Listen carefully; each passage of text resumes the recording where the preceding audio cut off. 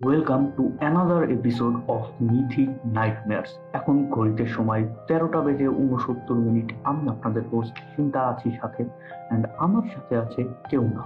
আজকের ঘটনা শুরুর আগেই আমি বলে নিতে চাই, আপনারা যদি আপনার সাথে ঘটে যাওয়া বা আপনার জানা ভৌতিক বা প্যারানর্মাল ঘটনা আমাদের সাথে শেয়ার করতে চান, আপনারা যদি চান আপনাদের ঘটনা আমি পড়ে শোনাই, তাহলে ইমেইল আস লিখেফেলভাই@gmail.com।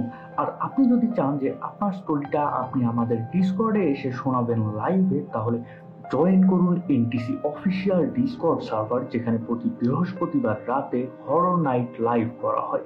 আপনাদের এতক্ষণ সেলফ প্রমোশন শোনানোর জন্য আমি মোটেও দুঃখিত না, কিন্তু আমি আর সময় অপচয় করব না, তাই আমরা সরাসরি চলে যাব আমাদের ঘটনায়। ঘটনাটি যেভাবে লেখা আছে আমি তার একটু ব্যতিক্রম ভাবে পড়ছি। ঘটনাটি আমাদের পাঠিয়েছেন হেন্দাই গড সানজি। তিনি যেভাবে লিখেছেন, ইট ওয়াজ আ ফুল মুন নাইট। হুট করে ঘুম ভেঙে গেল কিসের যেন শব্দে। রাত তখন 2টা, চারদিক অন্ধকার, আশেপাশের সকল মানুষ তখন গভীর ঘুম। এমন সময় ঘুম না ধরায় ফোন খুঁজছিলাম, কেন যেন মনে হচ্ছিল আজকে ভয়ঙ্কর কিছু হতে চলেছে। মোবাইল হাতে নিতেই আমার হস্ত চলে গেল মোবাইল লেজেন্ডসে মৈথুন করতে। আমি একটা ম্যাচ খেললাম, সেই ম্যাচটা আমি হেরে যাই, তাই আমি আবার একটা ম্যাচ স্টার্ট দিলাম। কিন্তু কে জানতো সেই ম্যাচে দেখা হবে সেই জনসনের। ফুল মুন ছিল। ভাবলাম এটাই সময়, ইসানশিন অরলিং অর ল্যান্স খেলবো। ঢুকতেই দেখি আমার টিমের স্লট 4 ইসানশিন ব্যান করে দিল।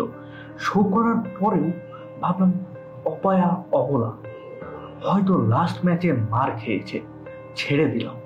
ব্যান শেষ হলো। আমাদের ফার্স্ট পিক দেখে আমি অবাক, দেখি ফার্স্ট পিক অদেব। এটা দেখার পর আমার পিচি কাঁধে উঠে পড়লো, অ্যান্ড আমি নিজেকে সান্ত্বনা দিলাম, বাদ দেন ভাই, পেডি মানুষ। যাই হোক, এরপর দ্বিতীয় পিক করলো সেই স্লট 4 জনসন। মাইয়া মানুষ গাড়ি চালাইব, জিনিসটা কেমন হজম হইতেছিল না। তাও আবার ইউডাব্লিউ নামের স্কোয়াড। লিসেনার্স যারা জানেন না তাদের উদ্দেশ্যে বলি, ইউডাব্লিউ অনেক কুখ্যাত একটা স্কোয়াড, যা অনেক প্লেয়ার্সেরই পিচি কাঁধে তুলে দিয়েছে তাদের আল্ট্রা নুবশিট স্কিলসের মাধ্যমে। আমরা ফিরে যাব আমাদের স্টোরিতে। লাস্ট উইক আমার ফুল মুন দেখে নিয়ে নিলাম উত্তর রজার। ম্যাচ শুরু। রোটেশনটা ভিডিওতে দিয়ে দিচ্ছি। লাকিলি ম্যাচে সেভেজ পাইছিলাম, তাই রিপ্লেটা সেভ রাখছিলাম, আজকে কাজে দিয়ে দিল। এই মহিলা তার ম্যাচের রোটেশন শুরু করলো সুন্দর মতো। তার থেকেও সুন্দরভাবে মহিলা টেক্সট দিল অল চ্যাটে, 2 টিমেই কাপল এক্স টি। ইউডাব্লিউ দেখেই আমার পিচি লক, এই অবলার চুলকানি বেশি। অপোনেন্টের লজ্জা পোলাগুলাও মাইয়া দেখে শুরু করলো টেক্সট, গোল্ডে ক্যাম্প করতেছে। ওদের সব গোল্ডে। গোল্ডেনার সুন্দর করে বলল ট্যাঙ্ক গোল্ড, তিনি শুনলেন না। এরপর গ্যাং খেয়ে অতিষ্ঠ হয়ে বলল, তুই কি গোল্ডে আসবি না? ম্যাপ আছে না নাই? তুই কথাটা লেগে গেল জনসনের পশ্চাৎ দেশে। জনসন তার জ্বলন্ত পশ্চাৎ দেশের আগুন ছুঁড়ে ছুঁড়ে বলল, তুমি আমাকে চিনিস? তুই করে বললি যে তুমি আমাকে চিনিস, এটাই বলেছিল। এরপর গোল্ডেনার রিপ্লাই দিল, বললে আসিস না তো কি করব। বলে রাখা ভালো, গোল্ডেনার এবং রোমান দুইজনই মেয়ে ছিল। যাই হোক, গোটা ম্যাচে ট্যাঙ্ক মার্কসম্যানকে 0 সাপোর্ট দেয়। নিজে মেয়ে হয়ে আর এক মেয়েকে হেল্প না করে ঘুরছে তার ধন অডিতের সাথে। গোটা ম্যাচে যে কি পরিমাণ বাজে রোটেশন দিয়েছে সেটা ভিডিওতেই দেখে নিয়েন আপনারা। চিন্তা ভাই, আপনার যদি মনে হয় গল্প এখানেই শেষ, তাহলে আপনাকে জানিয়ে রাখি এদের বিল্ডের কথা। আমাদের টিমে অলরেডি 2টা স্কাই পিয়ার্সার ছিল, মার্কসম্যান আর মেজের কাছে। আমি নিজে স্কাই বানাইতাম, বাট এটা দেখার পর আর সাহস পাইলাম না। এত স্কাই পিয়ার্সার দেখা সত্ত্বেও এই মহিলা ট্যাঙ্কে স্কাই পিয়ার্সার নেয়। এটা দেখে ভয়ে আমার পিচি কাঁপছিল। তারপর মনে সাহস গুছিয়ে আমি রোমকে বললাম, রোম স্কাই সেল করেন আর অ্যান্টি হিল কিনেন।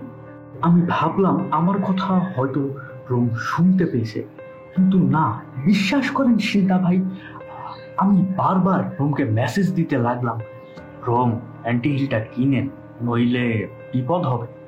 সিন্তা ভাই, একসময় আমি ক্লান্ত হয়ে উপলব্ধি করলাম আসলে এই জনসন আমাদের দুনিয়ার না, সে অ্যান্টি হিল চিনেই না। আসলে ভাই এরা স্কোয়াডের মেম্বার, এদের অনেক চুলকানি, এদের অনেক কামড়।